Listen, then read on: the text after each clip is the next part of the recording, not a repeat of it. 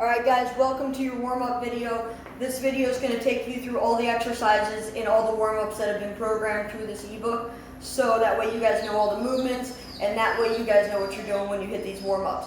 First thing we're going to hit on is high knees. So remember, with high knees, you're bouncing up on the balls of your feet, getting those knees nice and high. I like to have people hold their hands up nice and high, that way you guys know you're getting nice and high. The big thing with high knees I see is a lot of people get lazy knees, they run in place. Get those knees nice and high. If you want to get warmed up, you want to get that blood flowing. So, remember, nice and high, that's what it looks like. No lazy knees, okay? Here. Anyway, next up we got our butt kickers. Same thing, you're up on those balls of the toe, or balls of your feet, kicking that butt. Make sure that heel hits that butt every time. So, boom, boom, boom, boom, okay? Then next up we got Frankenstein Walks. These are really good to get nice and loose. You can go opposite hand, opposite foot, getting that foot as high up as you can. Okay? Frankenstein Walks. Next up, you have a deep lunge with a rotation. So you're going to take a big lunge step, bigger than normal, sink down into it. You're going to take the hand that's by your knee, thread it through, and then you're going to thread it up, come back, stand up, and go to the next leg. So if I turn sideways, it's going to look like this. Here, come through, come all the way up. And then on the other leg, deep, coming through, and all the way up. That is your deep lunge with rotation. Next up, arm circles. You got small forward, medium forward, and big forward. Then you got big backwards, medium backwards, and small backwards. Next up, you got medicine ball figure eights. These are kind of fun, especially if anyone ever played basketball. I'm sure these will kind of feel kind of familiar. You're going to take a light medicine ball, give me a good deep squat with feet super wide, and you're going to take your hand and thread that ball through in the figure of an 8. So if this is too hard, you have trouble holding on to it, you can roll it through. Roll it around. It's going to take a little more time, but that's okay. And then roll it all the way around. So that's your figure 8 with medicine ball. Next up we have frog squats. Frog squats are kind of cool, but if you have any hamstring limitations, any non-flexible hamstrings, you're definitely going to feel this one. I know I do. So you're going to give me a big stance. From the front, it's going to look like this. Elbows go inside the knees. You're going to grab those toes, and you're going to bring your butt as low as you can, and up as high as you can. Back down. So from the side, nice big squat. Elbows inside the knees, hands on toes. Butt down, all the way up. Down, all the way up. Down, all the way up. Okay? Then you got the prisoner squat. So a big thing with prisoner squat, hands are going to be interlaced behind your head. I want good elbows. You're actively keeping those elbows out. Don't let them fly inwards. You want them actively out. So like this, not like this. Okay? Squeezing those back muscles. Then you can get into squat stance. Keep chest up. Get that butt down as low as you can. Come back up. Keeping those elbows nice and pressed out. That is your prisoner squat. Next up, we have Superman to man in handcuffs. These are kind of cool.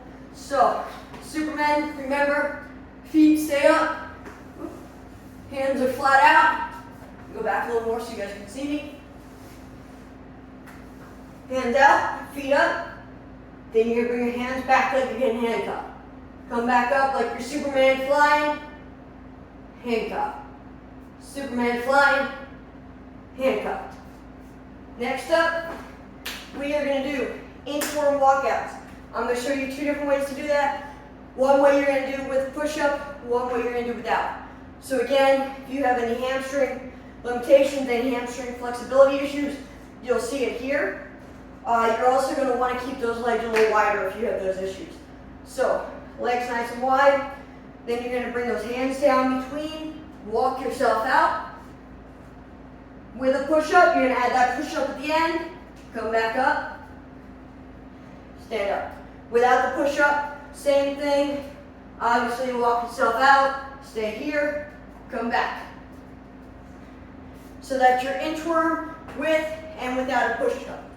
Next one we have is dowel rotations. So some of you guys, depending on shoulder flexibility, will be able to, and equipment available, will be able to do this with a dowel. Some of you guys will need to use other things. I will show you that in a minute. But you're going to take a dowel, overhand grip as wide as you need, and your goal is to get this all the way back, keeping those arms straight. So I don't want to see any of this, anything like that. It's too close. Okay, if you're struggling, anything like that, anything, you need something longer. So straight arms over, all the way down, all the way back. Nice and slow on these. Okay, it's going to open up that chest, get those shoulders ready to go.